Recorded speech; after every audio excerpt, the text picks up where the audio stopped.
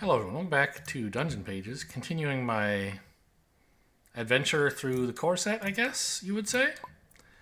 I've done 4 heroes and 4 dungeons, so it was just out of 6 of each, so it was just a coin flip for me to decide which hero and which dungeon to do. I did that off camera, and I've chosen to do Sygrid, Northern Hunter.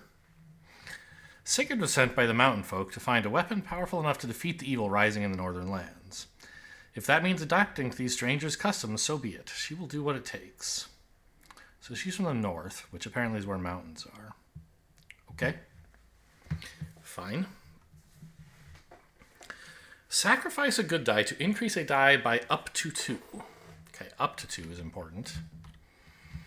The experience, okay. We get the second good die early at 8.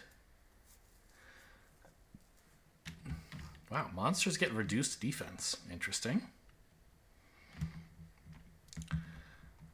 She's some sort of barbarian, I guess. I don't know. She gets knuckle blades for 7.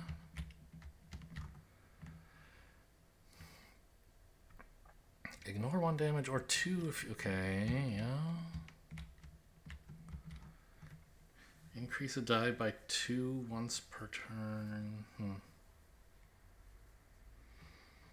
Steam-powered boots. Didn't someone else have steam-powered boots as well? It was an option for Flynn, I think.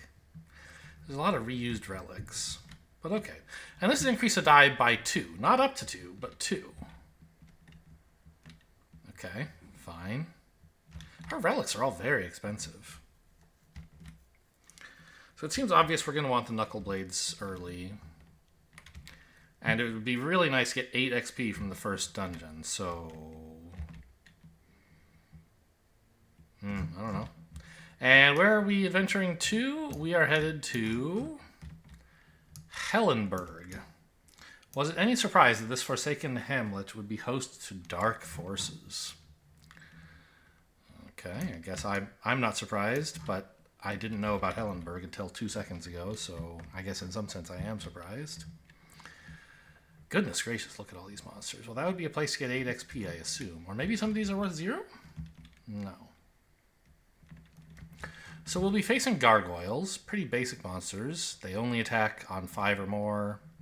They only have 1 HP, so pretty easy to knock over. But I guess there are a lot of them. Horror Shade. It does 0 damage, but anytime you mark a 3, you make every Horror Shade stronger. Interesting. And then there will be traps, Poison Dart. Remove an unused die. They use the word discard elsewhere, but on this trap, it's remove. Come on, proofreading. I'm going to keep complaining about this. Just try to make rules consistent. It would be really nice if everything was consistent and clearly worded. Thera Fallen Knight is the boss. You have to fight all the shades. Sure, whatever. Nothing special there. So, are we facing a lot of gargoyles, a lot of horror shades, or both? I mean, they're both 1 XP, so it seems like there's a lot of XP available on this. In Hellenburg, I guess, in this collection of dungeons.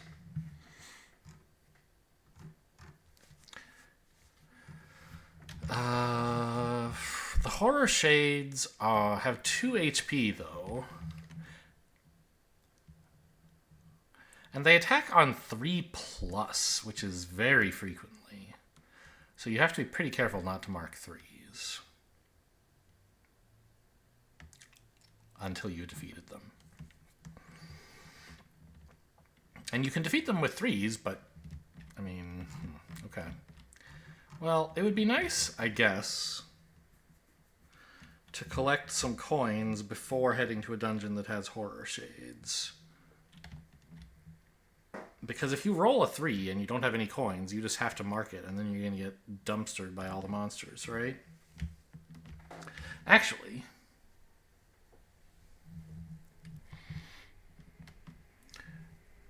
with Channeled Rage, if I roll a good die that's a 3, I can sacrifice it. And if I roll an evil die that's a 3, I can sack a good die. to increase it to up to a 5.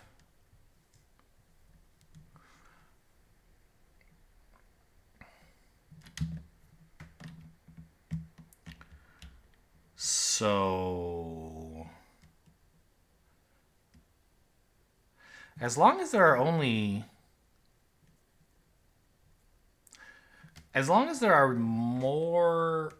aren't more evil dice than good dice, I think I can avoid ever rolling a 3 as long as I'm willing to go very slowly. Interesting. Now there's a cost to going slowly, of course. But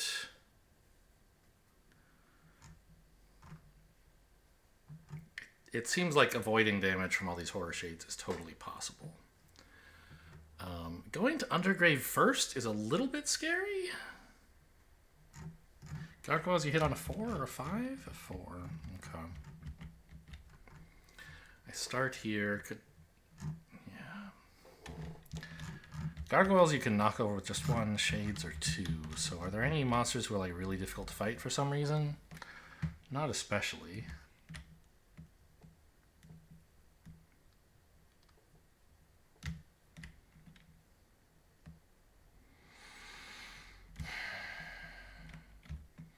There's 2 keys in the top row. Where do they all go? They all go here, I guess. There are 2 locked doors. And, well, 3 locked doors, rather, and another key. But also a teleport potion, so you don't necessarily need all the keys. Although to pick this one up, you have to stand in a poison dart trap. Okay.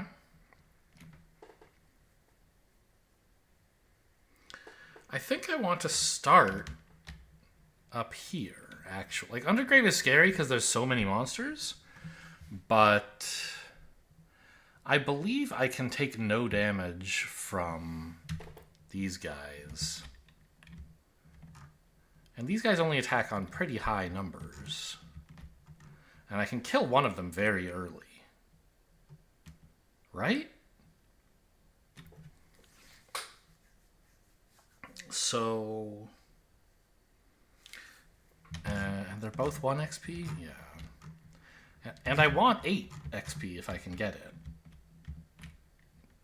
For this. So it seems like there are a lot of reasons to dive into the fairly scary looking Undergrave.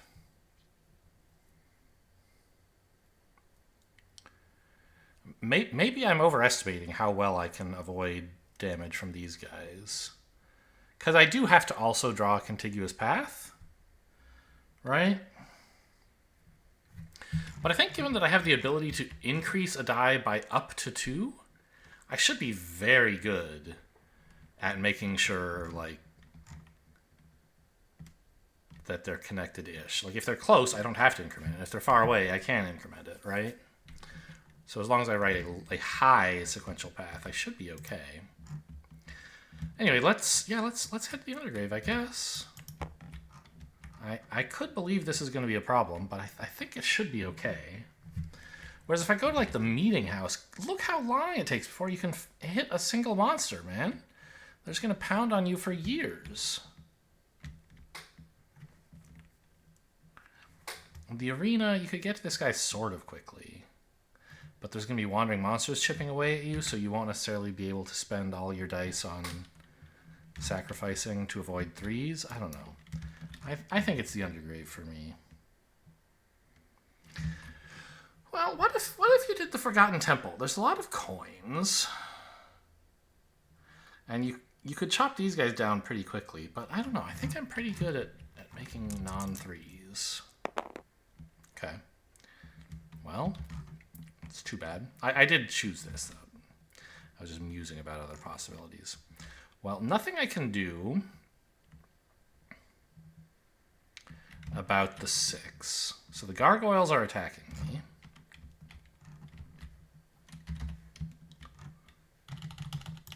For 1 each. And the horror shades are attacking also, but they do 0 damage because I haven't marked any 3s. And I can either mark a 3 now and really hate my life, or not do that. So I think I'm going to use my ability, Channeled Rage. Sacrifice this good die to increase this by up to 2. I choose 0. And just plonk a 6 down right here. You're dead.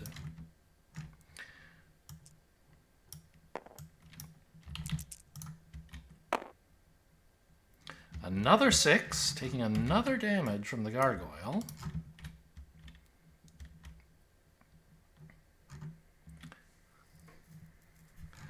And it's only a 3 to hurt these guys, right? Although presumably you would want to use a 4 most of the time.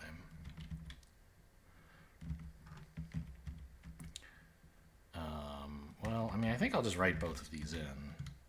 I want to start making my way over to this other gargoyle. I'm going to put the other 6 here and the 2 here.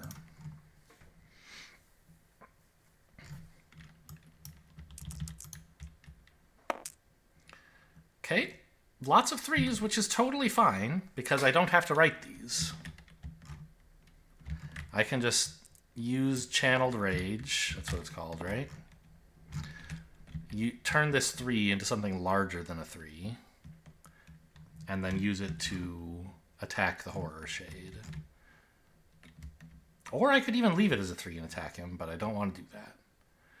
Let's make it a... I don't think it matters because this can't possibly be on the contiguous path out anymore. Yeah. So let's make it a 5.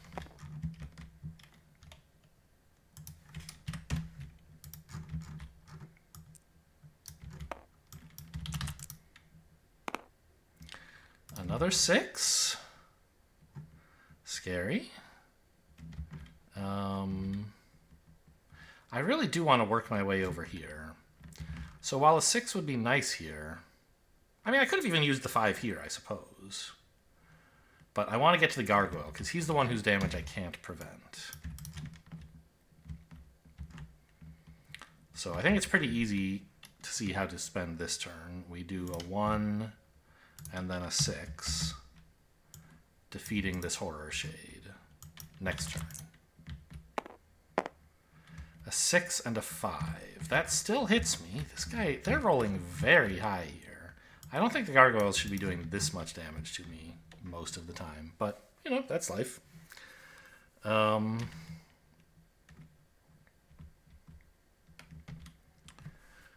I don't mind getting high numbers because that's what my path is so far. So I can kill this gargoyle, and then I should be safe from all damage. And I just have to make sure I can build a path. I think I want to put a 5 here, right? Makes my path the most maximally flexible. So 5, and I guess the 6 here. Defeating the gargoyle.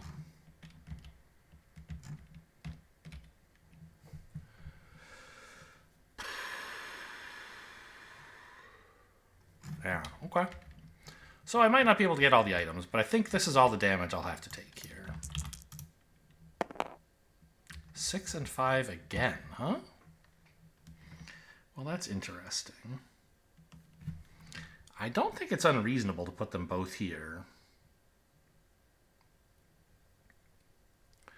There is something to be said for marking this square so that I'm in position to grab the coins if I ever hit doubles. But I think I'm pretty good at manufacturing doubles. So I think I'm just gonna, like, 6, 5. I guess I should, like, to be clear. Yes, this is a 6. Monsters are triggered, but I've written 0 3s, so it's fine.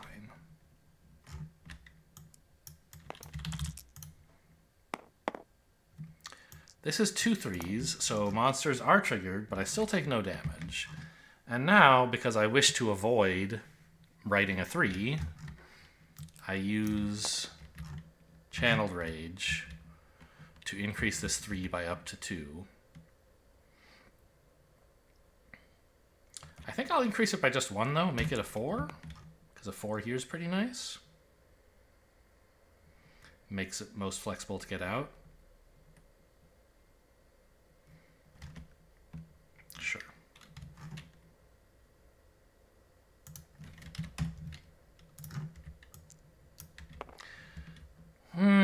You know what? That's not where I want it. I need, well, I don't know. I want to start being in position to collect coins. I don't want to get to a point where I've almost completed the path out. And then my next roll, like, I have to get out safely. I don't know. Anyway, I'm going to put the 4 there. It doesn't matter what number it is. A 4 seems fine. I could have made it a 5. Okay, that's a 3 and a 2. So I'll sack the 3 to make this a 4, I guess. And write in a 4 here. So that now I'm in a position to grab these coins whenever it's convenient. So 3 and a 6. I'll sack the 3 to increase this by 0.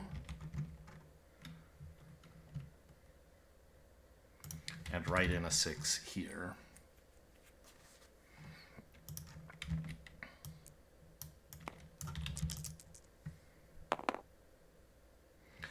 A 6 and a 4. Those are goodish. I can spend the 4...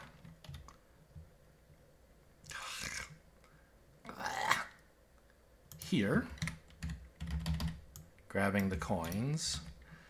And I think the 6 here is fine. Although, I don't know. What about this? Just in case I happen to get a doubles. Yeah, I want as many turns as possible where I have the option to pick up this health. And I still don't think there's any hurry to kill this monster. He's just a total joke. A 1 and a 4. Well, I'll sack the 1 to make this 4 a 5. And write it in here, I guess. Just to make sure I have an exit path. I don't know. I guess I'm not that likely to actually hit a natural double, so at some point I have to mark something here, and a 4 would not be a bad thing to mark.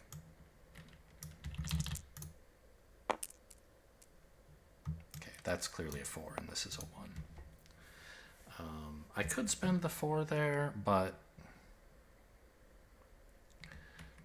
I think I'll sack the 1 to make this, I don't know.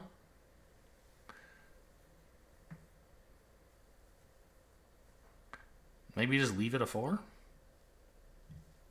Yeah. Increase it by 0. Write in the 4 here. So now 3s become safe for me to place if I want to use one to collect treasure or something. I want to delete this 4.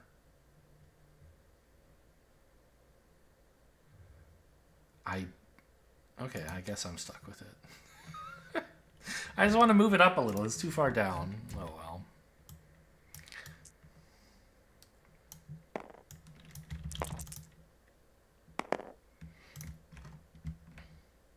A 6 and a 4.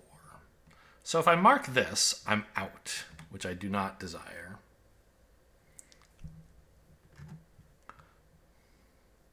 So let's sack this 6, but I'll leave the 4. I'll increase the 4 by 0 and just mark it here. And now I'm aiming for a 4 at some point. Okay, found one.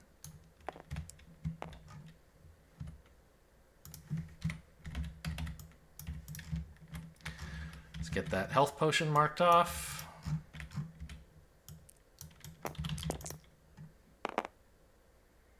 Two 5s. Well, that's cool. I think that's... it's not quite the end for me, huh? Because I want to mark this space and this one. And it doesn't matter what I mark them with, so... although I might want...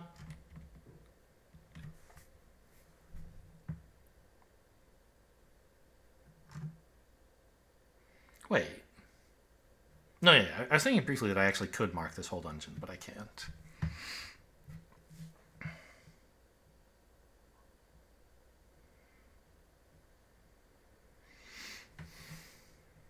Yeah. So I might want to mark only one square, though. Like this one or something. Or, well, this one. So I have to leave one of these two rows uncompleted. So I want to fill out this one. And a 5 is as good as anything. But do I want to write a 5 in this area? Or like here, I guess, rather? Or do I want to leave it blank? I think writing a 5 here is fine. Only if I roll double 6 multiple turns in a row am I in trouble, unable to get out. So let's just write in a 5. I don't know. I feel like probably it's slightly better to not write this, but I can't articulate why. And I think the alternative is pretty safe. Okay. Almost hit double 6. We'll write in the 5 here and score it up. So I do have an exit route, which means we get to score XP. I have this column and a monster for 1. I don't have this column, but I do have a monster. Here I have column and monster. Column and monster, column and monster, column. So that's 5 and 5? For 10? It's a pretty good first dungeon. It is HP negative, right? I took 5 damage and only gained 3 life, but I mean, that's fine.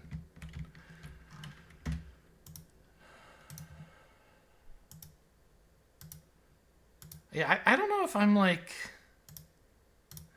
getting lucky in which heroes I choose for which dungeons or something. This person's ability seems tailor-made for completely ignoring horror shades.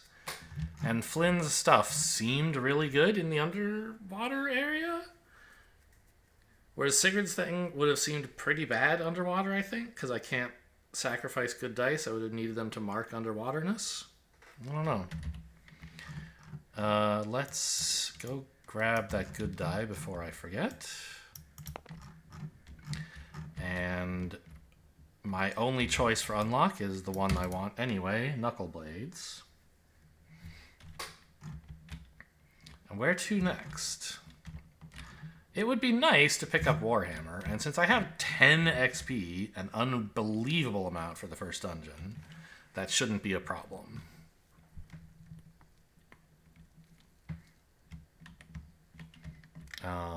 Whereas getting Bracers of Strength seems completely out of the question.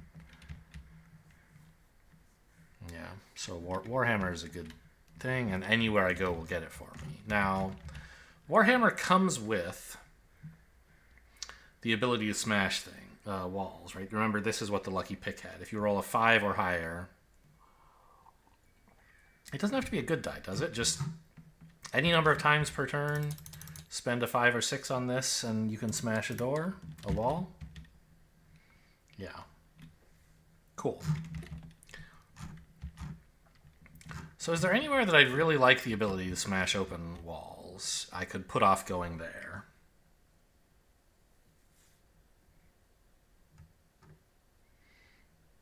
I mean...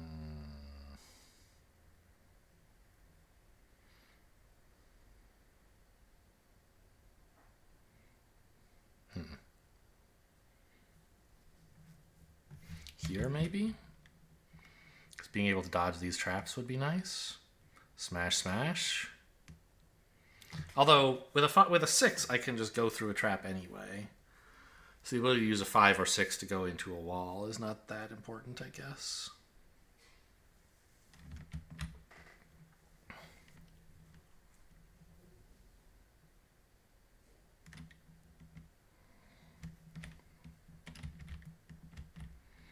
I kind of like going to the arena.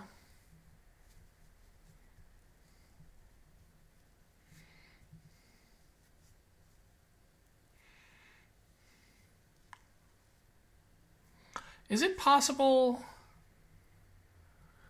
to get all the experience from the arena, or do you have to leave a column finished. I can't... I think you have to leave a column unfinished, right? Because there's 2 different columns that let you touch the treasure and 2 different columns that touch the door, right? That's basically what makes it... And there's no choke point in between. There's 2 routes there, yeah.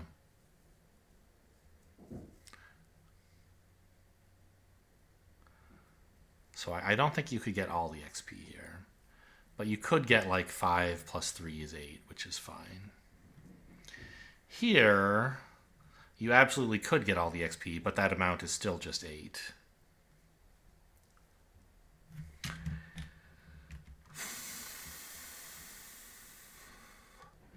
Here, you could get all the XP by leaving, say, this space unmarked, or this one.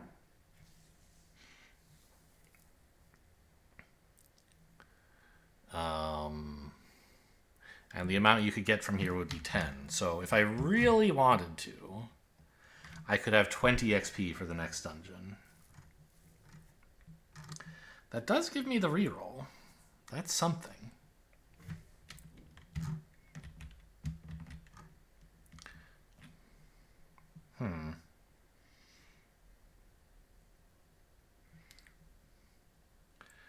How quickly do I think I could take out all these statues? Because I only have 2 coins to avoid a large number of attacks. But I only have to get them below 5. And there's only 1 die.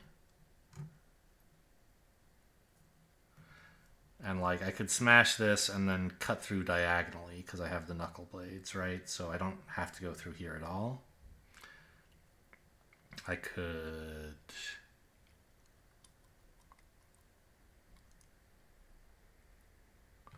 spend my first 2 turns like attacking here and here, for example. Take out 2 of them. And then I'd be pretty close to taking out more. I mean, it seems possible. I have my 2 good dice already. How much, really, would it help to have a Warhammer? I think not very much.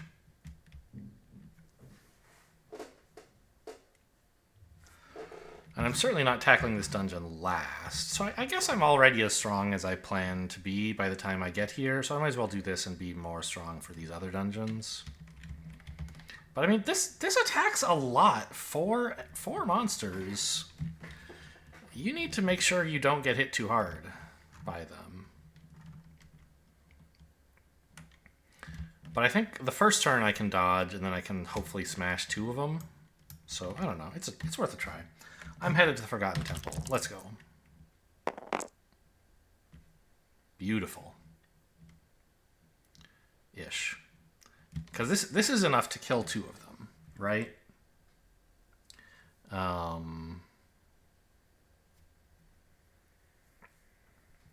I could mark here and here with the 5s, for example. Or here and here? And have like a continuous path already set up. Leave this as the space I don't mark until the end.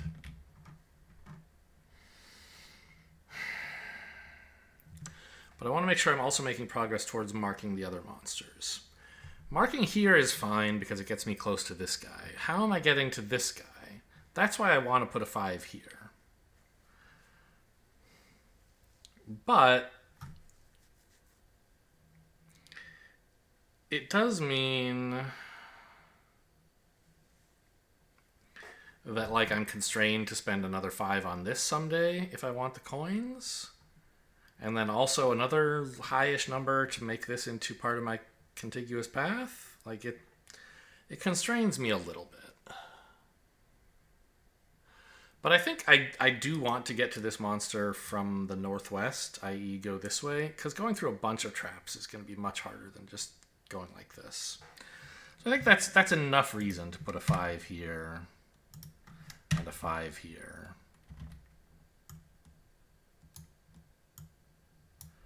And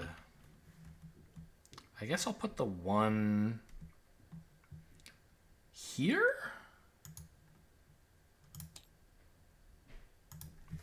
It's a little tempting to put it near a coin so that I can like use a low number to pick up coins that are off the path.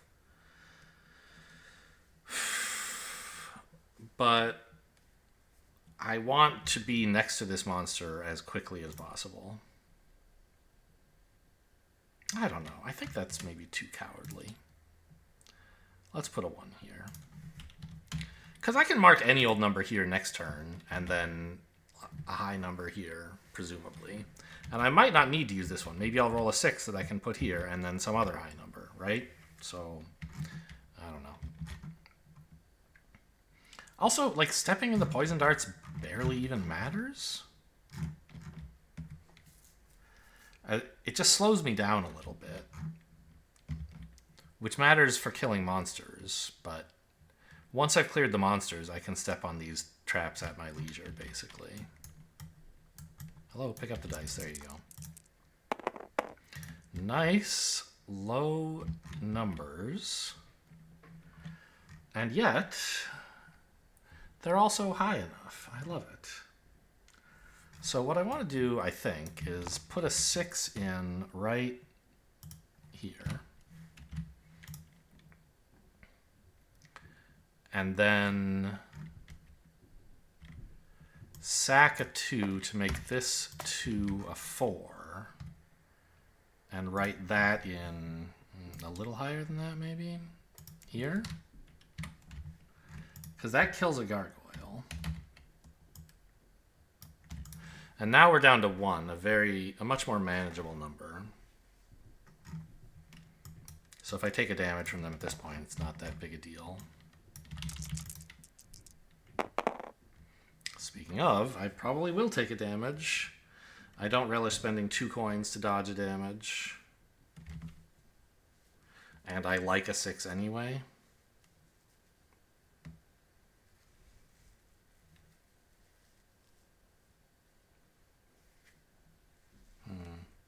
Yeah. So I'll take a damage.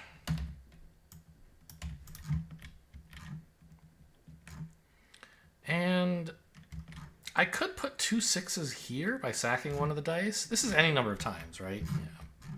Not that I need to this turn, but just thinking about it for the future. I could also just kill the monster, right? Come at him this way. That seems better. I can even put down a 5 and collect the coin while I'm doing it, so... 5. And it doesn't matter whether I use a 4 or a 6, which of these places. 4 or 6 like this seems fine. So kill you with a 6, collect the coin with the 2 5s, and we're safe from damage now. Just need to maximize exploration and coin collection. Took 1 damage in this room. A 1. We like 1s. Pick up that coin. We like 6s. And 5s.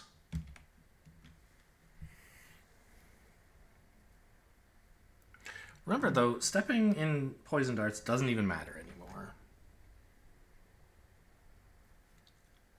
So, I'm certainly spending the 1 here on a coin.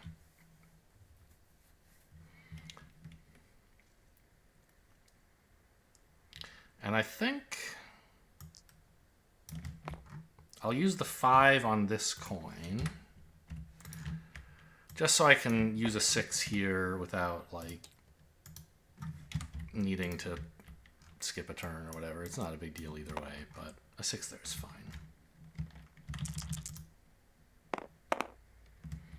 2 3 2. That is picking up the coin, I guess.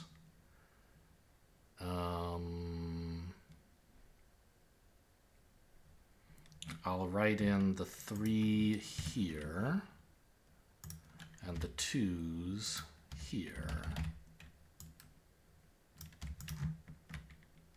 Sounds good.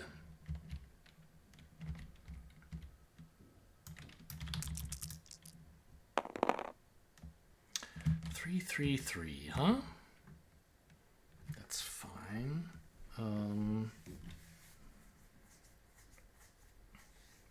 I need specifically a 5 here, so I'm going to sack this 3 to make this 3 a 5 and write it in.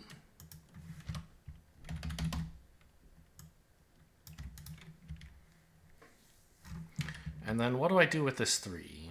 I can sacrifice it just to increase one of these dice before spending it if I don't want to write a 3 anywhere.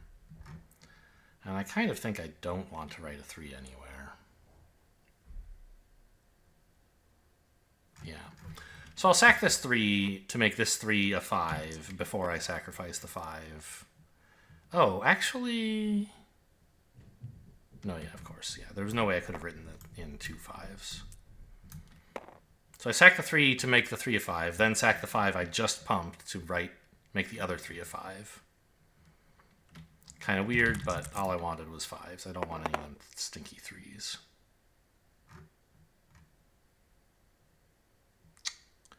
Oh yeah, I have 2 good dice, which means anytime I want, I can always produce a number of size at least 5. So this is just a guaranteed win, right?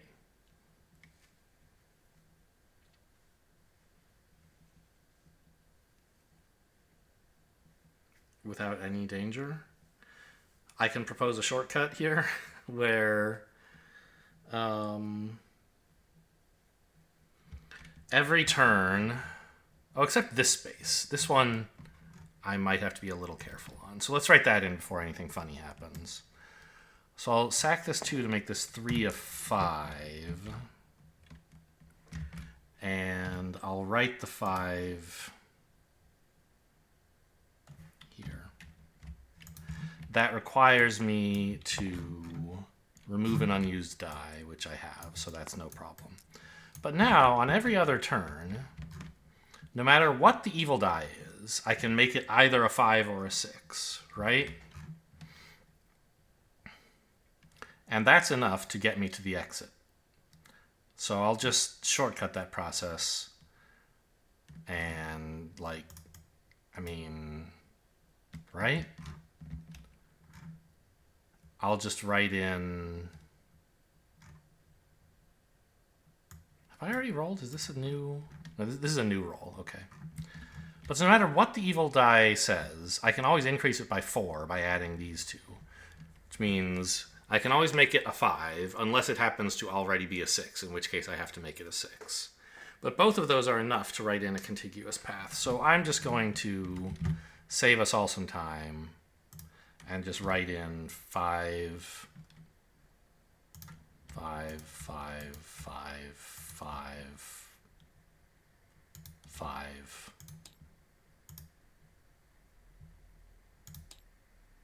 5. This is the last one I wrote, so it's a contiguous path. If I had played that entire thing out, maybe 1 or 2 of these would have to be 6s. But that doesn't matter because it's still a contiguous path. So I'll save us all a little time there.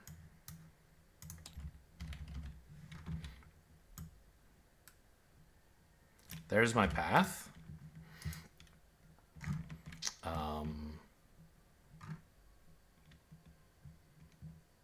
And importantly is not only can I increase the evil die to be 5 or more, I also don't have to use the values on the good dice at all. I can always throw them away to use Channeled Rage.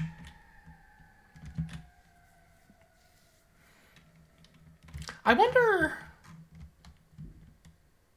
if it was intended that you have to increase it by 1 or 2 and you can't increase it by 0. But then they could have just said 1 or 2. Up to 2 is very specifically including 0, is my opinion. If they didn't want that behavior, they should have written the rules better. So experience. We got everything. 6 plus 4 is 10. Ah.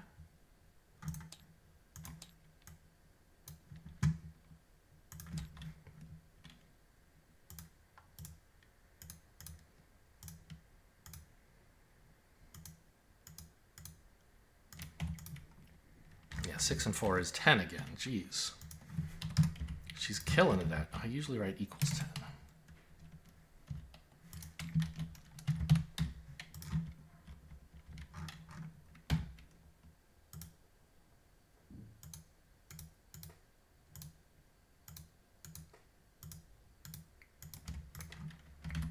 Grab a health potion. And my reroll ability, which I really need to remember I have. I'm pretty good at forgetting those. And then if I really want it, I could take a runed shield, but it seems like a terrible investment compared to a warhammer. Smashing walls is pretty cool. I mean, like, I don't know. The warhammer, most of the time, is just a bear claw, unless you really want to smash a wall. But I imagine smashing walls is going to be pretty cool on the final fight. So I'll want it by then. And if I have it by then, I might as well take it for one of these fights where it should be okay. Oh, actually, it's great here? Yeah. Just start turn 1 by, like, making a beeline for this gargoyle. I love it. Okay. Yeah, because the whole challenge of this dungeon is that you have to take forever before you get to the gargoyles. But I don't. Nice. Okay, I like it. There's a slight problem with that, maybe, which is that you then can't use this space as a choke point, or this one. And if you, like, fill out all of this and then go over here with a diagonal, that's fine. But now both of these would complete the path. I believe that's fine because you can just, like, leave this space blank or something like that. Any one of these can be a choke point. So you can still get all the experience from here. Yeah, the warhammer seems insane. Even just for that one dungeon, it's good. And then for this one, it also looks good.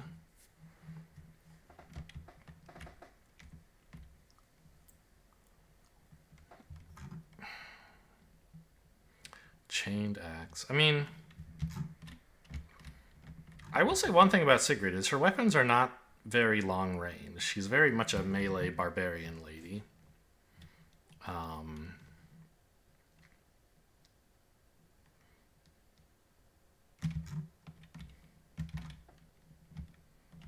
So she might have trouble covering long distances quickly, which is usually useful for boss fights. But being able to tunnel through walls should be one kind of improvement on that. So I think I'm absolutely headed to the meeting house next, where I expect to clean house. Is that... It's not really an idiom that means the thing I wanted it to mean. I expect to wipe the floor with them. Remember, I can reroll good dice. Is this... I could write a note for myself somewhere. Yeah, let's do that. Why not? Oh my god.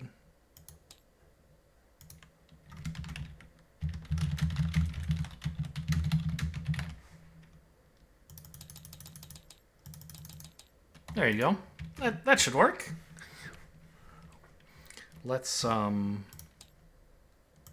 even make it blue, shall we? Has that modified my color for all future writing? No, it hasn't. Okay.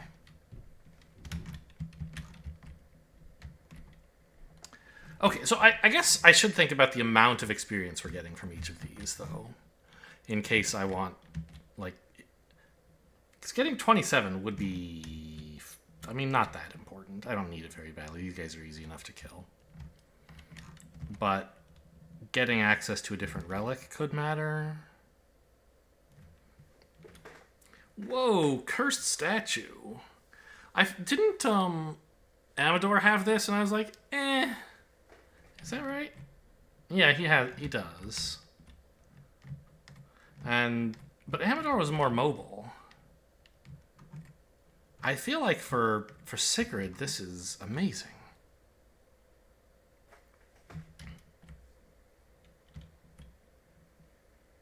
Any number in any space in exchange for 2 damage.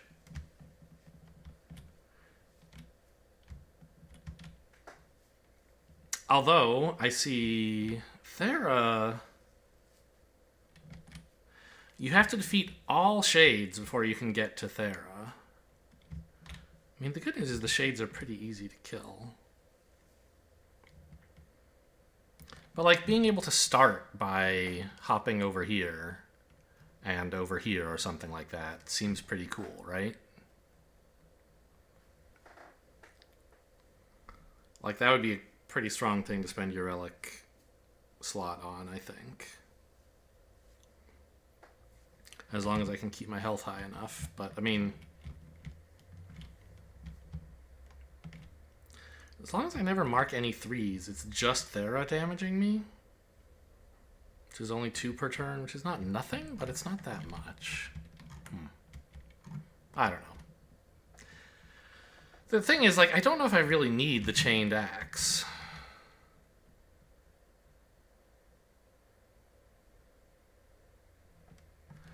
If I'm going to take the idol, right?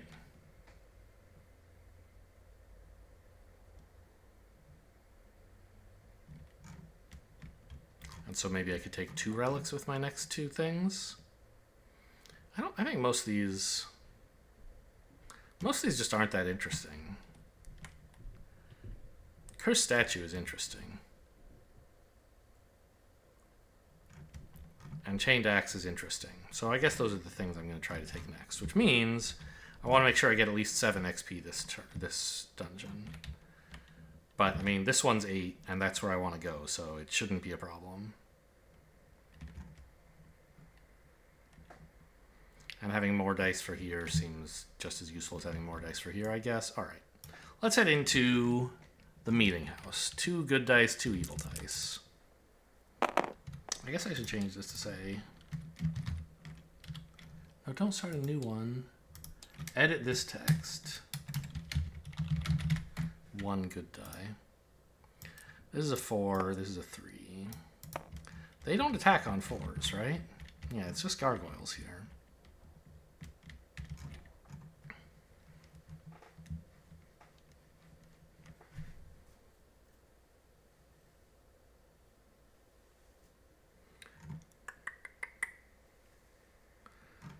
So, and I need a 4 to damage them? Yeah. So let's sack this 2.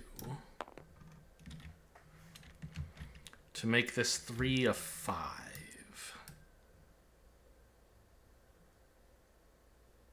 Well, actually. Remember that you can re-roll a good die. If this 2 happened to roll into like a 6 or something, I wouldn't have to, right? I could just spend it.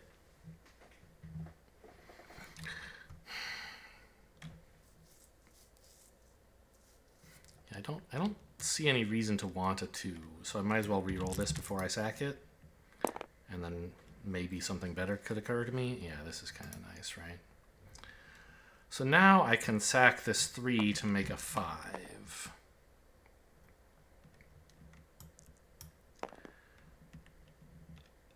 Put a 6 here using my, what is it?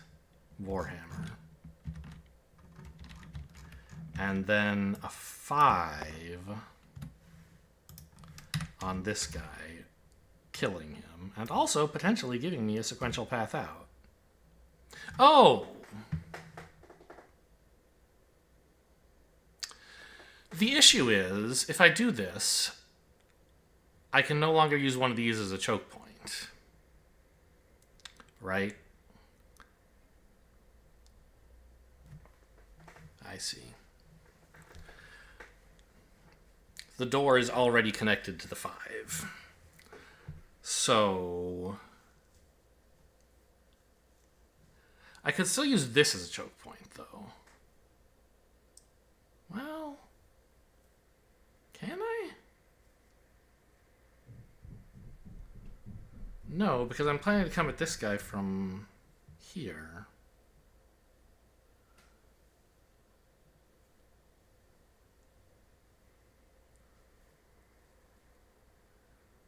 No, I can't use this. Well...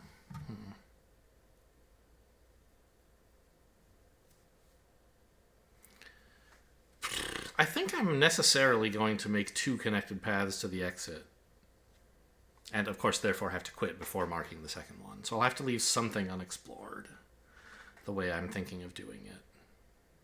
Which is fine. It's still 7 XP, which is all I need for the axe. But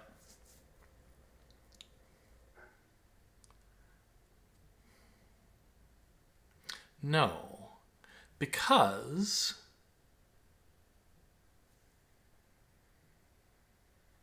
if I'm very careful, I can make just 1 path to the exit. If the door I smash is this one, then I can't help making this path possible, right? Which means this would be an alternate path to the treasure. And likewise, if I make this one in, then like I could go here and here or whatever, but filling in all of this would complete the dungeon, and filling in this, so it would be a problem. But if I kill the monster here, then I don't connect up the top half and the bottom half at all. And I can... And if I come in through here, I'll have ruined my choke point, so I can't ever place this. But I can go from here to here, which doesn't give me an alternate path into the bottom room, so I can fill out the whole bottom room, and then only fill out this square when I'm ready to leave. Yeah. That has to be the plan. Okay. I understand now.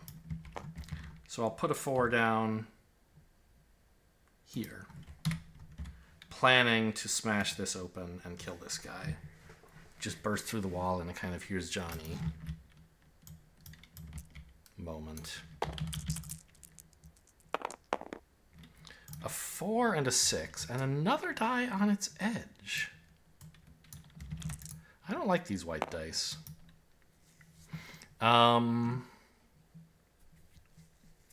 So this 6 is a single damage if I don't spend 2 coins, which is fine with me. I'm not spending 2 coins to stop 1 damage. I'm perfectly happy to hoard 1,000 coins for the final fight. Right now I have 6. You know, there's no points for having health left at the end of the game, and there's also no points for having coins left at the end of the game. But coins could stop a lot of damage. They probably won't. But they also make sure I don't get screwed on the sequential path or have to write a 3 I don't want to write or something. So I took the damage, and that's fine.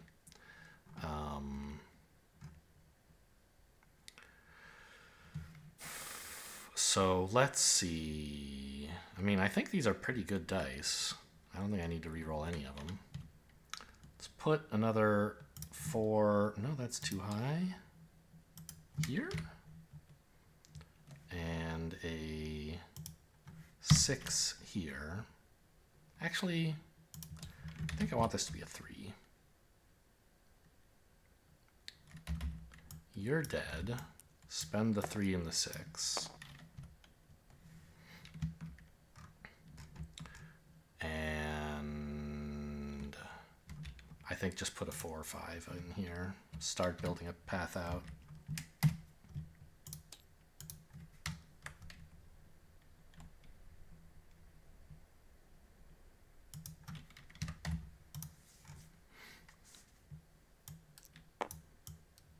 I could reroll, but those dice all seemed pretty good.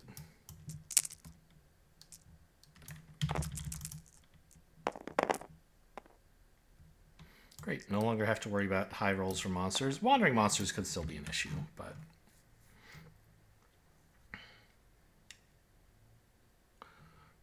So now I can track range from here to here using my knuckle blades, wrist blades? Knuckle blades. Remembering, of course, the example on the last page. Yeah, if the monster is undefeated, you can't do this. But if a monster is defeated, like this, then you can. Undefeated monsters defeated monsters are basically empty spaces. And so this tracing around a corner is allowed as long as both corners aren't blocked. So I think I want to sack a 1 to make this 2 a 4. And write in 2 4s here and grab a key. And then I'll write in a 6 here. Yeah, I mean, I'm incentivized to go quickly. I don't want to spend forever sacrificing dice. There are wandering monsters around, and this is an acceptable way to build a path, I think. Sure, still no wandering monster hits. That's nice. Really nice countdown. I love this a lot.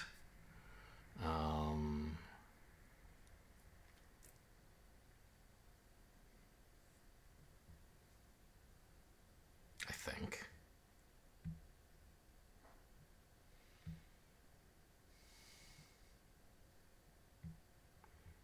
What am I doing with this 1? I guess I can shove it over here. Kind of annoying.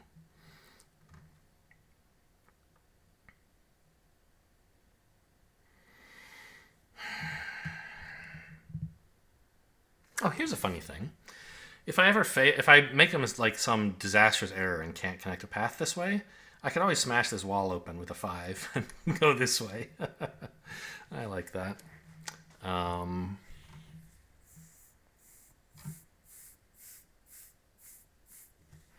So it's a little tempting to put like 5, 6 and then pick up the coin. Or 5, 4, 6 and pick up the coin that way. That makes me a little bit constrained on how I finish this area out, though. I think it's fine. I'm very good at making large numbers.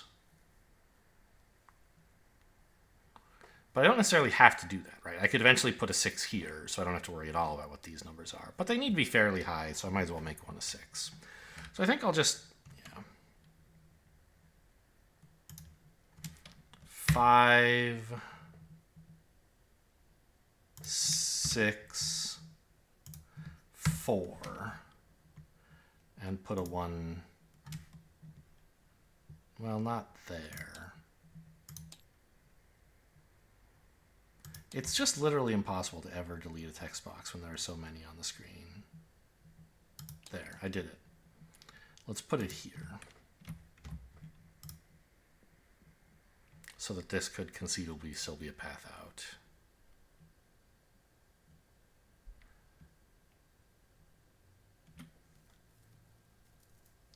Okay. That's all the numbers, but I should collect this coin. With a circle, not a line, please. So I need a 4 here and a 5 here, and otherwise I'm pretty unconstrained. Great-ish. I have a 4 I can place.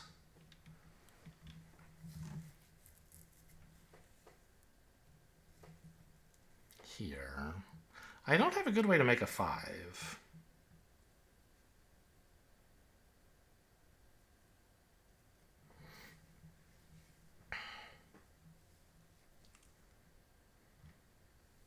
I think that's okay. So let's... Oh, I can re-roll a good die. Do I want to? Yeah, I don't think I want a 6. Oh, a 6 here is not bad, actually. Except I need to leave that blank so that I don't accidentally complete a path too soon, right?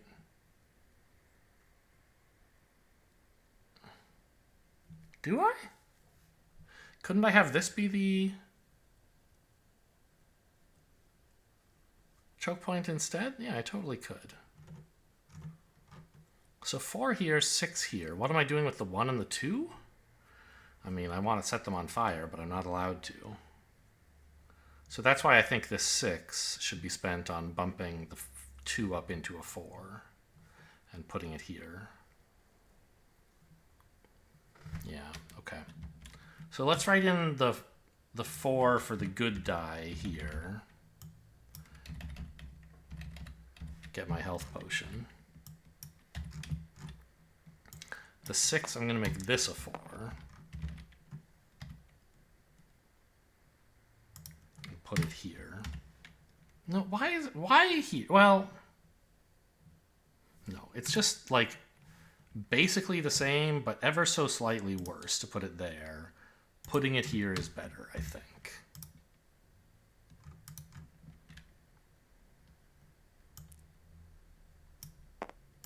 This is the 4 I just wrote in. And now the 1, I am constrained to put it here. So now I want a 4 here, a 5 here, and something here, which is quite constrained, but I have a lot of coins, so it should be fine. Those are some pretty big numbers. I don't appreciate... Oh, actually a 6 here would be fine as well, because that collects the coin with this 6. I also have the ability to stall by just smashing walls with rage. Boop. Takes damage from the wandering monster there. So I'm not as constrained as it looks like I am. I definitely don't want to write in a 2 anywhere. So I'm going to use that 2 to make this a 5, which I want to write in here. That's too high. I still have no path to the exit, so we're allowed to keep playing. And I want to write one of the 6s here. And I guess I'm just spending a coin to get out of here.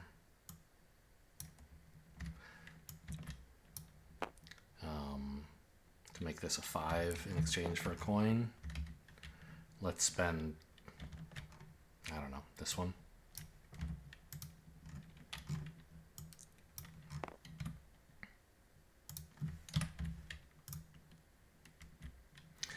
Okay, that's definitely a path to the exit, and we can see that it appears to be appropriately numbered. Yep, never had to go up or down by more than 1. In fact, this is another one. Oh, let's draw that one in, shall we? The one that required superpowers to activate. This line got a little messed up. Went a little bit further than I liked. Come on. Why am I so bad at drawing? It's because a mouse is not a great tool for drawing, of course. And I don't know what the good tools are. You know, tablets and stuff, I guess. Yeah, this is the cheating way through the meeting house. Cheating house? We get 6 points because we did explore every square, and then another 2 for the monsters.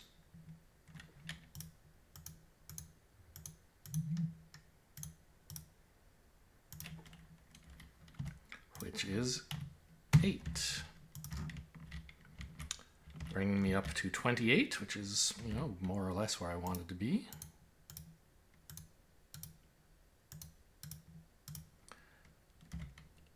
We get another die, and we get this ability, which I want to write a real big circle around because I'm going to forget it, even if I do this. But at least doing this, I have a chance of remembering.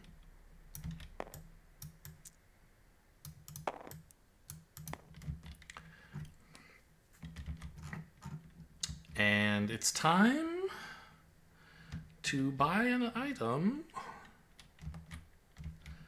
I think I want the chained axe. Is it going to do anything in this fight? I mean, yeah, a little, right? Sort of, maybe?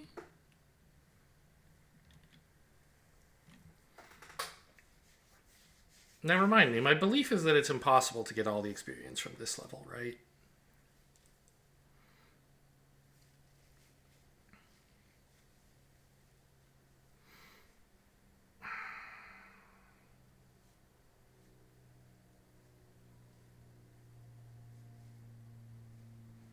Because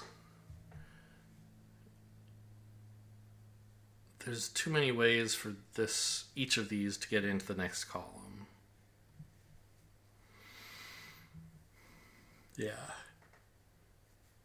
But, I mean, I don't need any more experience. I already have enough that I can take any object I want, so it's all just about score. So I want the maximum score, but I'll set my expectations to be 8. 5 columns and the 3 monsters.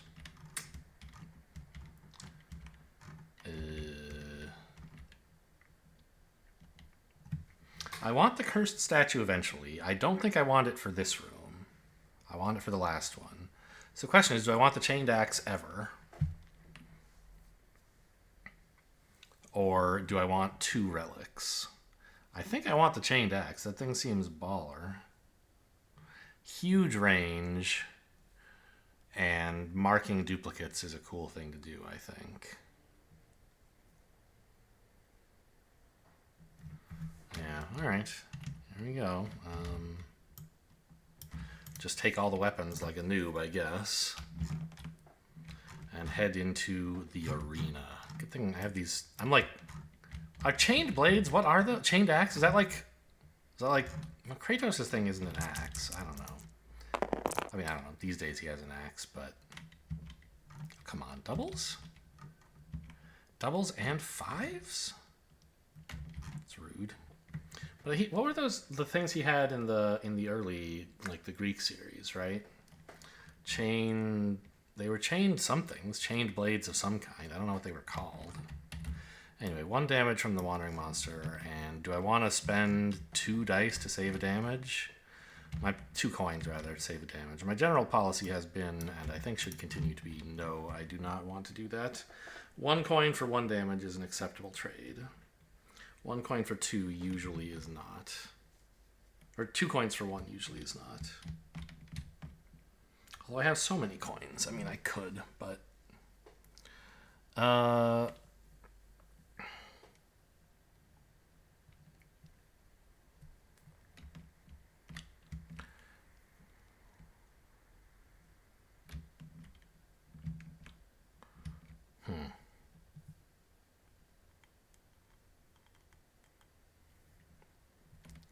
I mean, I don't know how to use these new items.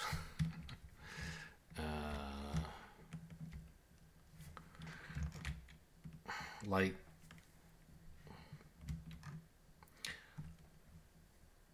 I could, for example,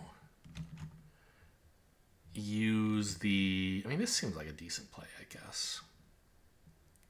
Maybe I'll reroll this too. I want big numbers. Great. Good work. Maybe I'll use it to turn the 4 into a 5 or something. I don't know. I could do something cute, like use the axe.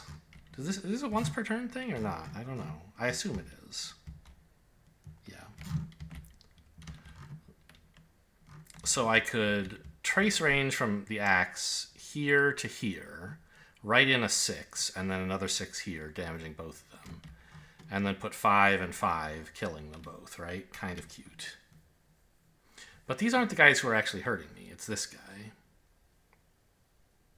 These guys are very easy to kill.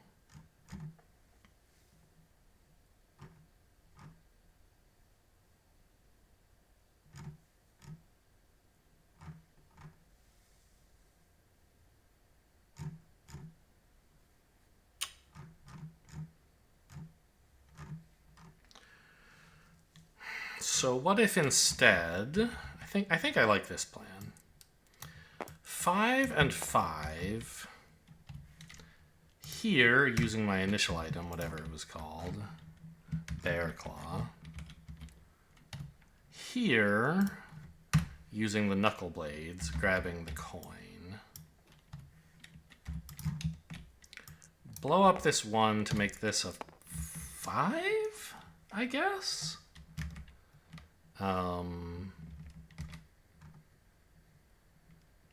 And place 5, 6, killing this guy. That seems like a good turn, right? Now these guys can't hurt me as long as I never place a 3, which I don't have to.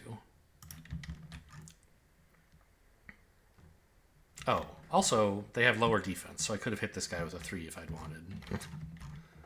But obviously I don't want to.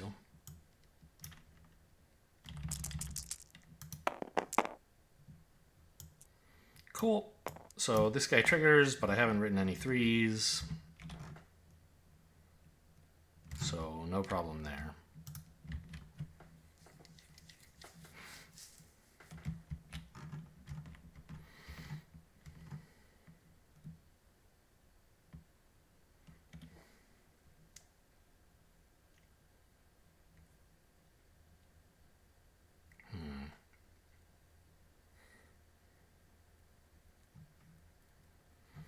I don't really need keys very badly because I'm so good at just smashing through walls. But it wouldn't hurt to pick one up. I'd also like to kill these guys off so that I can place 3s if I need to. But I'd like to avoid sacrificing dice where possible because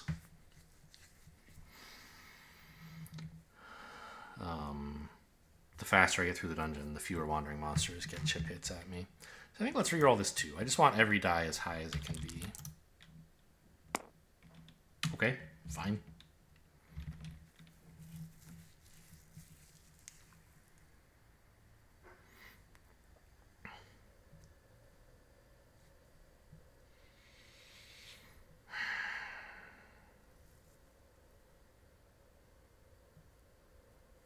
Well, I want a 5 here eventually, and I don't think it's going to be a problem.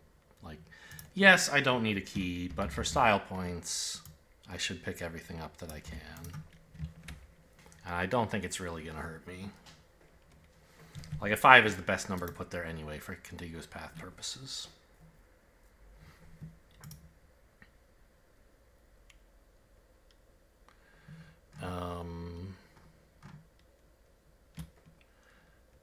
And I mean, I guess I should just not worry about killing this guy exactly. Okay, here's the plan, I think. I think the plan is this. This is the plan. I'll spend this 6 here. Right?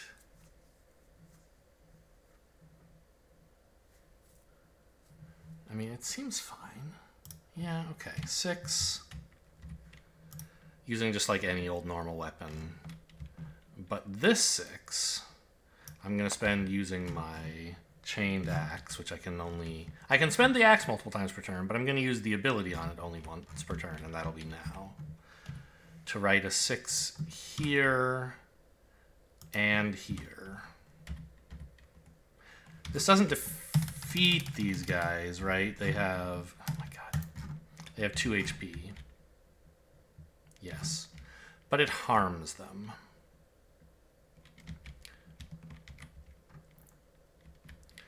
And, I mean, a 4 here is fine. I don't mind a 3 here.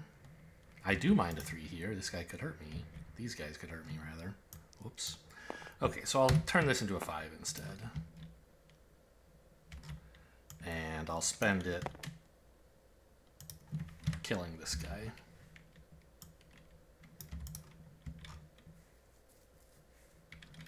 Oh, let's grab the health potion.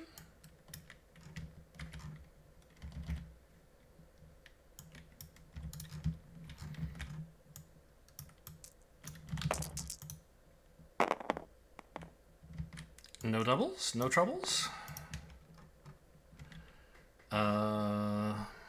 5 here seems good.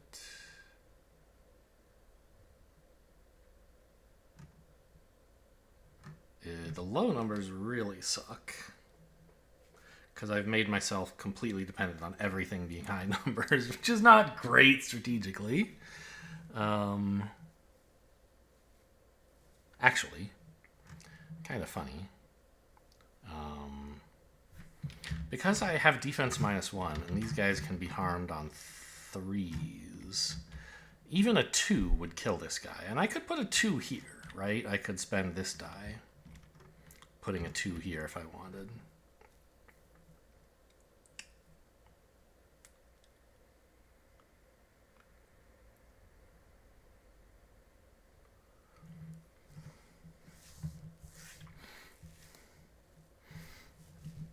And I can put like a 1 here. I think that's fine. This was a 2.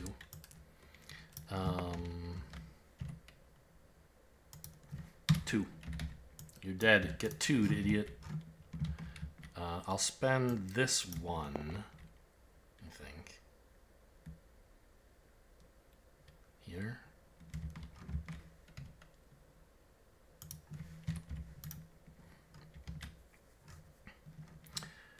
Now I have 2 5s, which I can spend picking up these coins, and I think that's okay. It doesn't complete any paths, so I think I like it.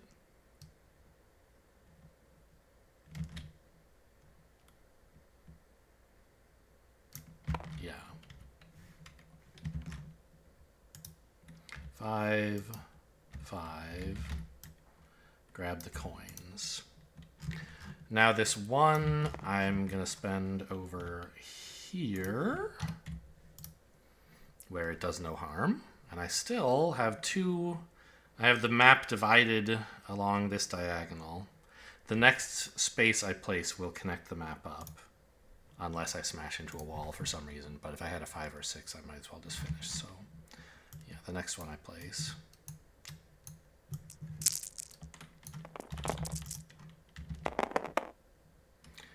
Great, no doubles and a 5. So let's just slam that 5 right here.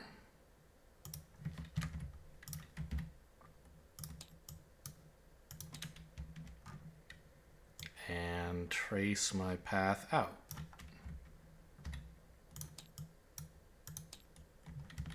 Scoring, we get this column, this monster, but not this column. Column, column, monster, column, column. 5 and 2 is 7, which I believe is the most you can get here.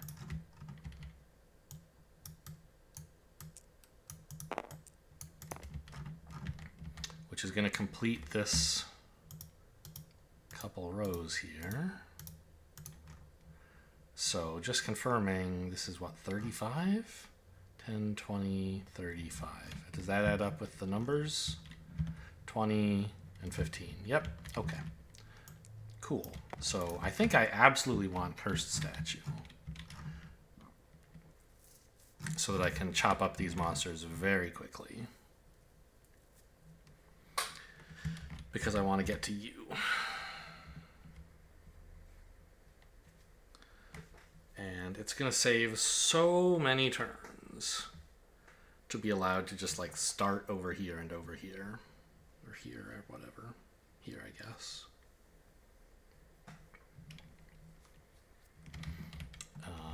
Yeah, so give me the Cursed Statue, please. And we're going in to the Citadel of the Deceiver. Okay, so let's refresh what's going on with all this stuff here. Poison darts, we know. You have to kill all the shades before you fight the Fallen Knight. But I can hurt the knight with 6s or 5s. I have to hit it 4 times, which has to include this. You have to at least open 1 door. Even if I could smash my way through walls, I would have to do this. Now, I believe you're allowed to smash your way through a door, so I don't have to spend any keys, but I do have to mark this space. Oh. What? That's what the teleport potion is for. Because you have to mark this square to kill the boss, and that's impossible unless you go through a wall. Okay. Interesting. Well, I mean, not impossible. I have a Cursed Statue. So if I were willing to save the charges on this, I could use one of them to go here and not have to spend the teleport potion. But I'm happy to spend the teleport potion. I want to use the charges on the Cursed Statue to teleport over to this guy and this guy so I can kill them quickly. Yeah, I think this ought to be a pretty straightforward dungeon. Alright, no doubles. A 6 is a little annoying. I can spend 3 coins to dodge 2 damage. I mean, I think that's probably starting to be good. I just have so many coins, right? 4, 5, 6, 7, 8, 9, 10. I have 10 coins. And this guy's not going to be alive for very many turns. So I decrease that to a 3. Save 2 damage. That seems fine.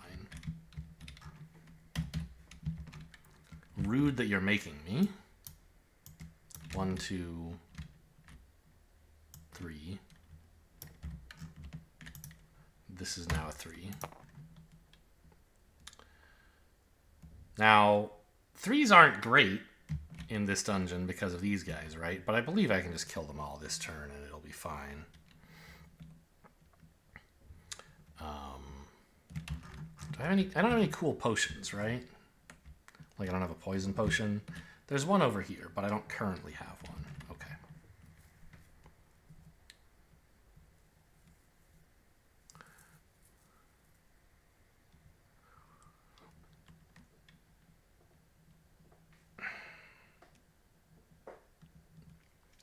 Oh, I forgot. These guys take 2 hits each. So killing them this turn is a bit of a challenge, I guess. I would need some pretty... I would need all of these dice. Well, no, because I have 2 free dice from this thing.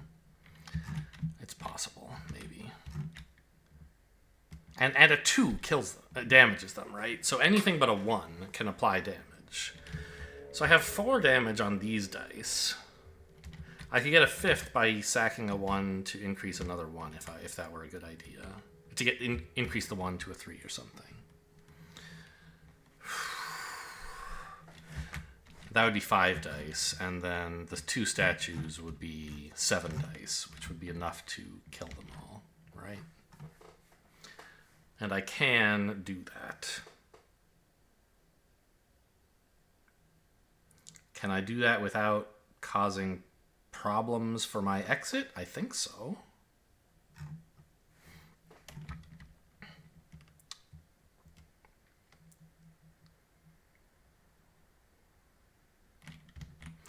Where do I want low numbers versus high numbers?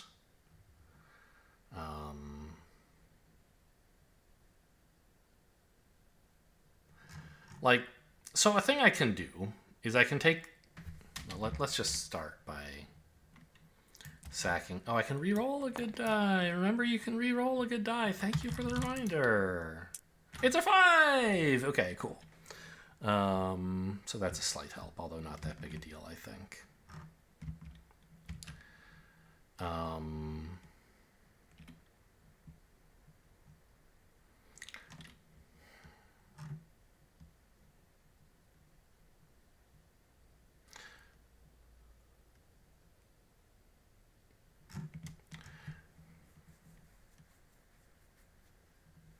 So I have 7 dice I can use, right? That do damage, plus 1 that doesn't really. Because even 2s damage these guys. So I'm kind of thinking like...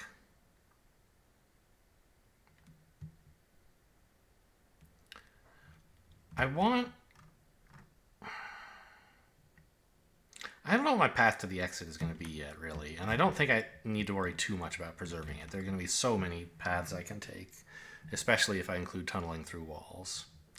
So let's just do something simple here.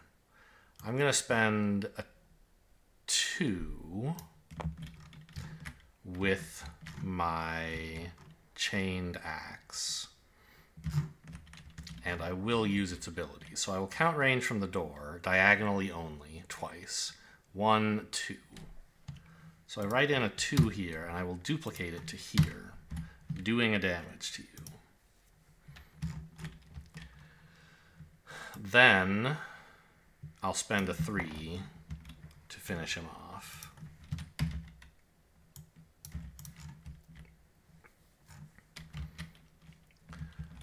Now I want a cursed statue charge. So I'll take 2 damage. and write any number anywhere I want.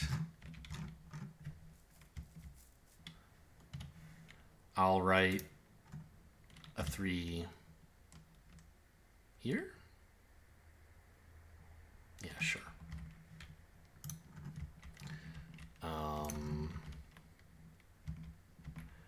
And a 5 here, defeating this ghost.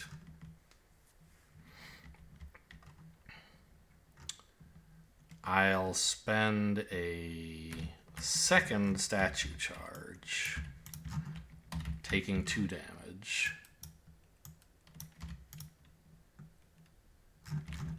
Placing a number over by this ghost. I don't know. It doesn't matter because he's not on the path to the exit at all. But I guess I might want to go this way for some reason, so let's put a 5 here. And then I'll spend my 3 to finish him off. And now, would you look at this? I have a 6 lying around. And look at that. All the shades have been defeated. So I can just put a 6 here if I want.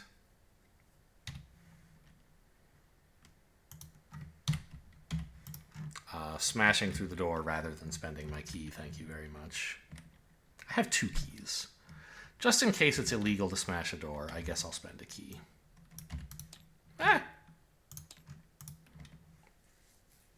I've already rerolled good dice. This is an unhelpful reminder. I'd like to leave this space uninhabited so that I can complete everything else first. Or maybe, I don't know. Yeah, I guess that makes sense. So, where shall I put a 1? I guess it's harmless up here.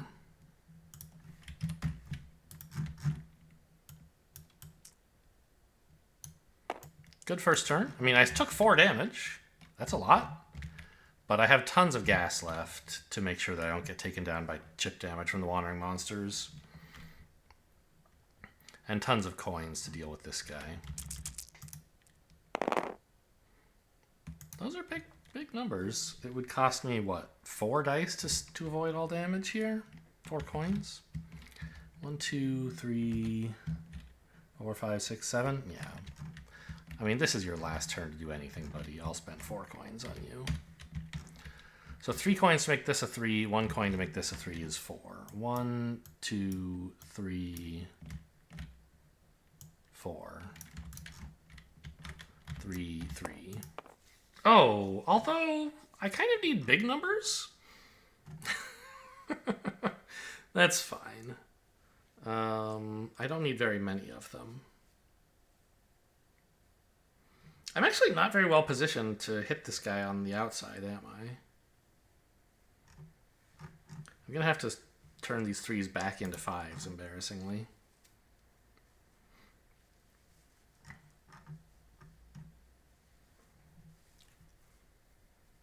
I don't know, maybe that wasn't the best use of my coins. But I think it probably is as good as anything else. Let's re-roll a good die, because I don't like 2s. Oh, good, a 1. That's fine. I can sacrifice a 1. So, this is a 5. This is a 5. Now we're looking a little better, right?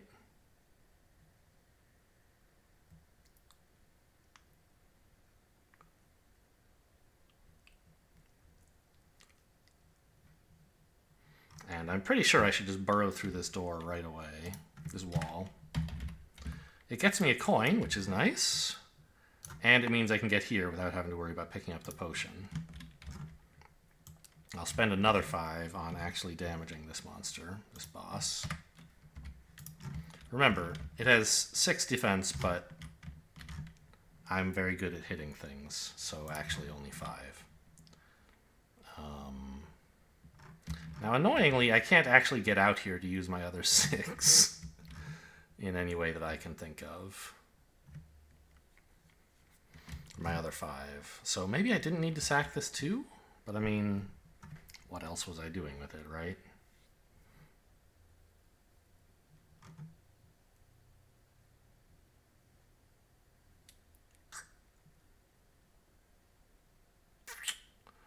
And there's not some cute way I could use this to damage him twice. This, I mean, my new weapon.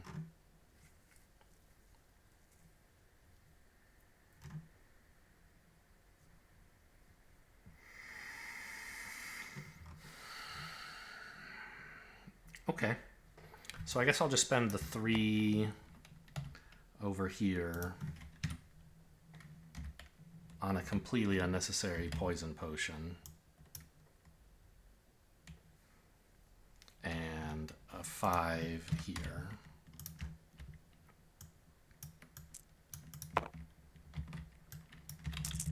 Maybe I'll want a 4 someday. You don't know. Arguably, I should have used my great axe. You know what? I will. I haven't looked at these dice yet. They're on the screen, but my eyes are over here. I'm going to use the axe to target this 3, letting me duplicate it to here. Because the fewer turns I take to finish this, the less Wandering Monster chip damage I'm going to take. That seems useful. All right.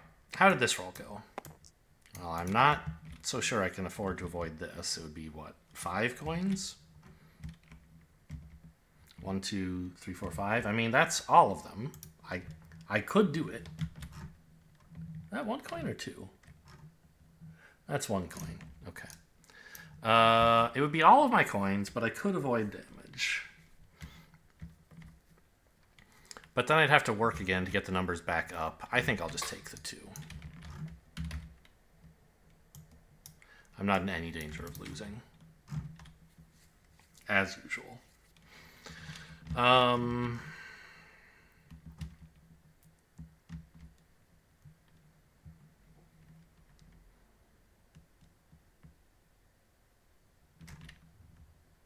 I'd love triggering these traps with a Great Axed 6, I think.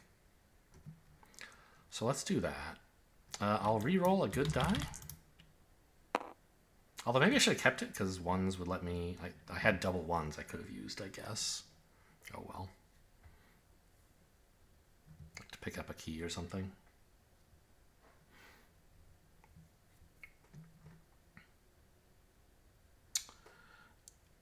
It is what it is.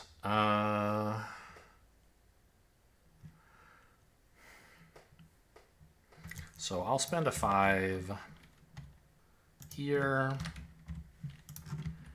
And I'll also spend a 6 here, defeating you. Very... this fight would have been a lot harder without the cursed statue, man. Being able to jump all the way out here instantaneously was just a big help. Anyway, very few wasted placements. Everything here was purposeful, which is nice. Soon we're going to start dirtling, but what can you do? So I placed a 5 and a 6. I have the rest of this to work with. I mean... 6s through here can't possibly be part of the escape route, whereas 6s here can.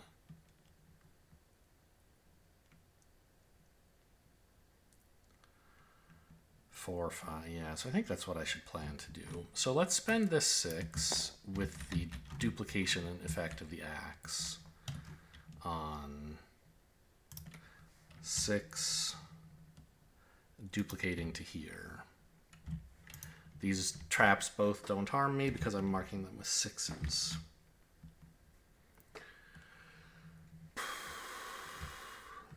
Now I have, what, a 3, 1, and a 4. Isn't a 3 useful? Yeah, 3 gets me this, I guess. And I kind of like a 4 here, yeah? 4, 3, 1? Sure.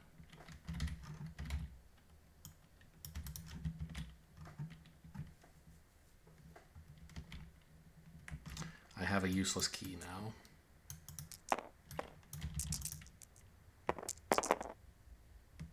No wandering monsters, and plenty of perfectly good dice.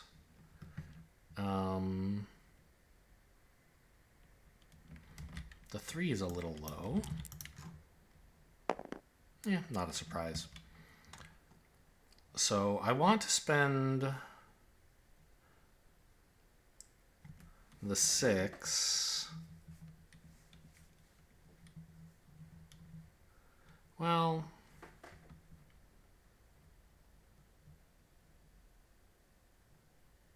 I don't really need to duplicate it for any reason that I can see. So I'll just spend the 6 as is here. And now if I really had to, if this somehow got blocked off, I could still use a connected path coming this way, so sure. This gets me the... Oh my god, my mouse is very sick. I need a new mouse, but I'm just never going to buy one because of inertia, basically.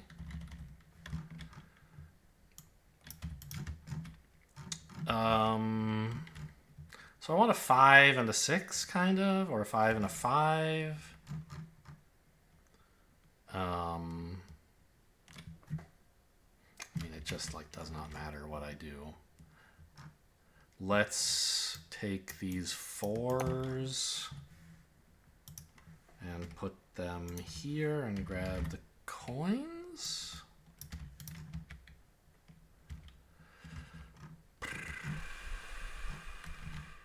Sack the 3 to make a 5.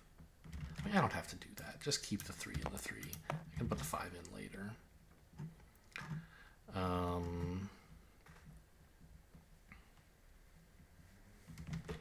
Let's just put these on the other side of the treasure chest, which I can do because I'm allowed to path from here to here. So let's place, oops, the 4, just styling on this coin, collecting it twice, using my magical axe to duplicate it. Just so I want to use that once every turn, so it's minimal number of turns to clear. That's non-optimal for like making sure I have maximal options, but it saves me the most damage from wandering monsters, which is the only thing that really matters because I'm clearly winning here. And then a 3 and a 3.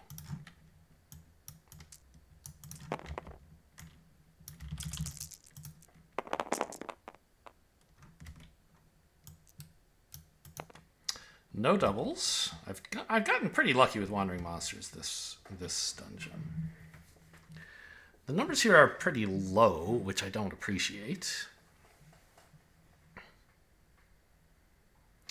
Oh, I guess I probably shouldn't have put a 3 here. Yeah, that was a mistake. I should have swapped these two, actually. It's a little late now that I've seen this roll. You know, it's fine. I won't undo it, but it would have been nice to have the possibility to have 5, 5, 4 in case I mangled this somehow. Now it's going to be a little bit awkward to fill in 6s here and then actually connect up to this 3.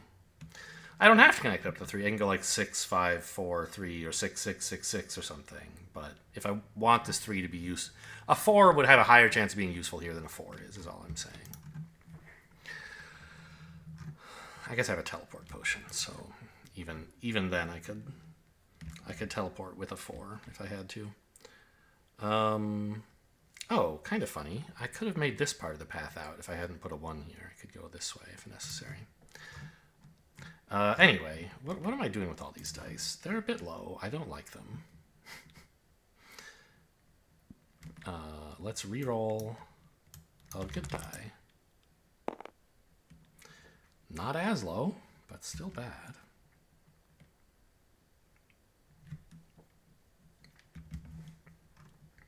These numbers, I don't care what they are.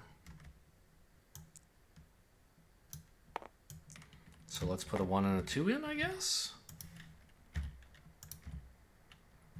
Oops, I hit F1 instead of 1.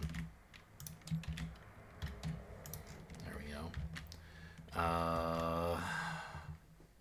One of these needs to be a 5. But it doesn't have to happen now. Let's just put a 4 in here.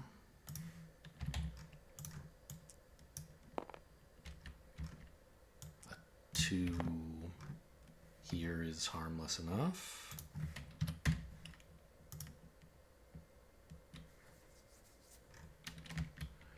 And these 2 3s, I mean, they're not useful really, but I'll put them here and here.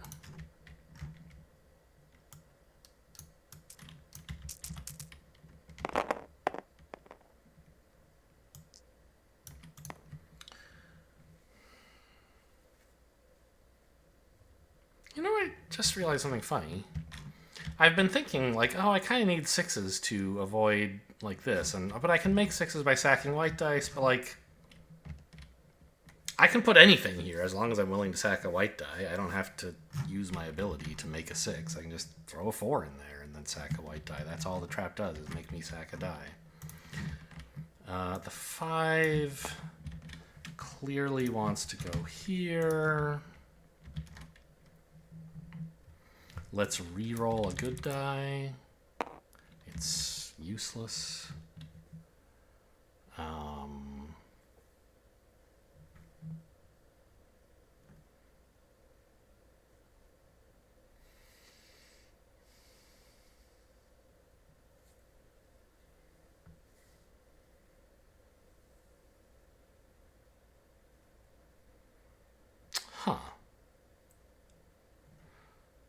I guess I could go this way. I don't have to go up and around. That reduces the number of constrained spaces, doesn't it? I can just put junk in here, basically, if I'm willing to burrow through one wall, which I should be. Okay. So let's then put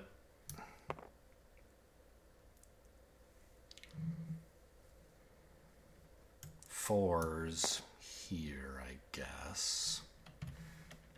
Or maybe I'll compromise 4 here, 4 here, so that this could be a 5 if I wanted. Then if I get a 6, I can use it here, and that'll be nice. And the 2, 2, 3, I mean, they can kind of go anywhere. Weirdly, I can't reach this space right now. I kind of like the idea aesthetically of just putting all my 3s up here, so I'll do that, and then I have 2 2s to write in. This spot doesn't matter.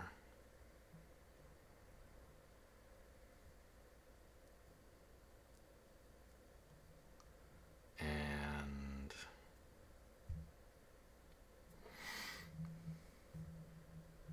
here? Sure.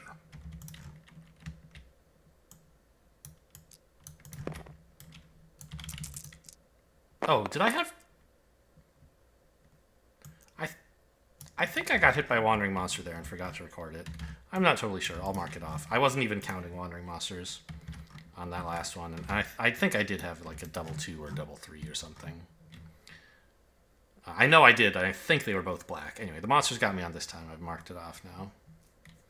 I love these 6s. Holy cow, we are going to go hog wild today. I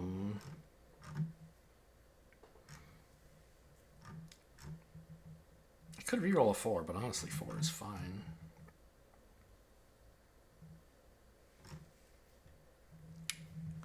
So let's spend a 6 targeting from here to here. So I don't have to spend a die dodging. And I'll also use my duplication ability from the chained axe. What a weird name. To put another one here. Now this clearly wants to be a 5. Or I could put the 5 here. Kind of funny, but no reason to.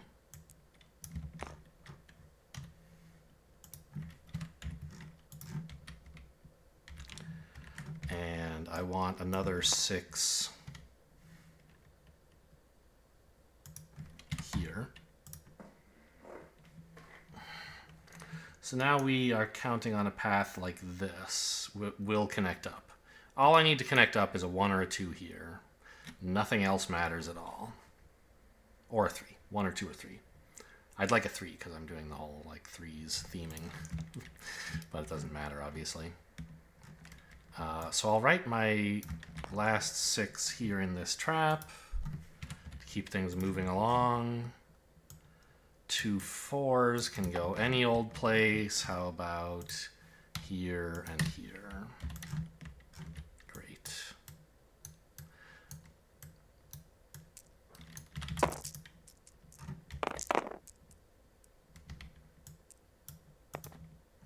Okay, low numbers, doesn't really matter. I do... Well, let's reroll a 2, I guess. Ah, Wandering Monster. Gotta pay attention to that. Reroll a 2. We like 6s. I'll spend a 6 grabbing this teleport potion that I just won't use.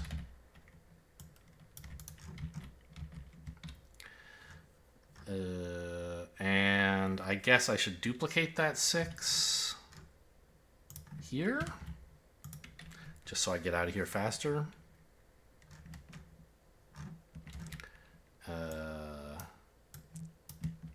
5 and 6, I don't know. 6, 5.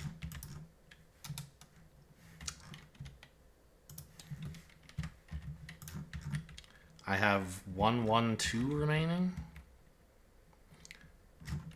Oh, huh. I ruined my aesthetic appeal if I want. I mean, I have coins. It's fine. So let's write 1, 1, spend a coin. Just for fun. To put a 3 here.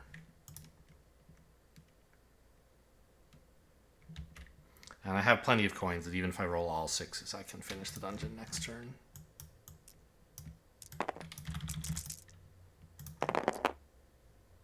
Doubles again. I mean, you know, if I had ever missed a healing potion, I would be really sweating it right now. I could have left early, I guess. But I would have missed out on a bunch of XP. And I will, let's see, sack a 2 to make a 1, a 3. And write it in here triumphantly.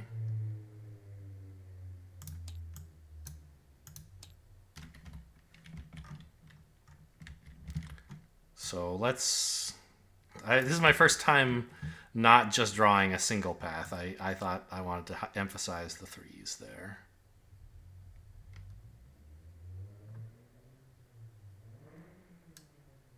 There. That's my route. Do a little victory lap around the entrance and the exit.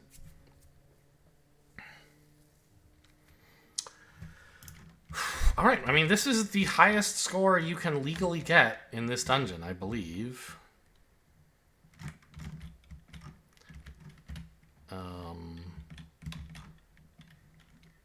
Just like on the last dungeon I did. So this is 1 and 1. 1 and 1 again, or U5 or something? Yeah. 1 and that, I guess.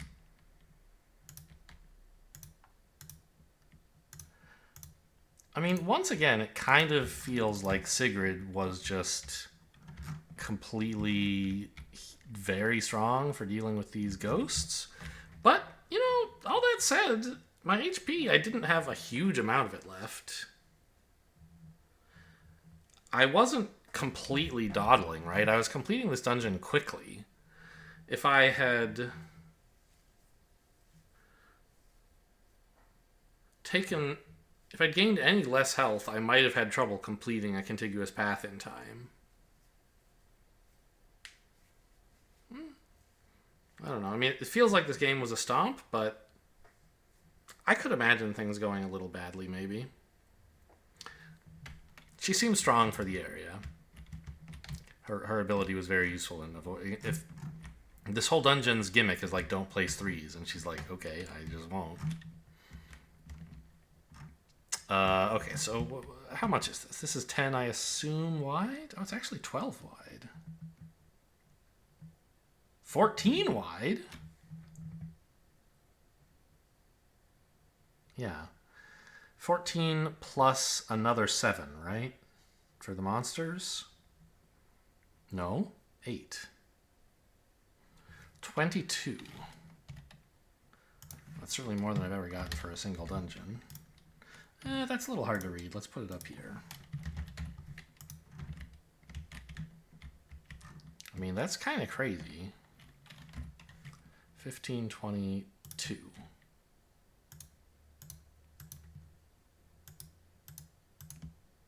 I could just like draw a big line over all this, but I don't know. There's something kind of satisfying about actually filling in all the dots.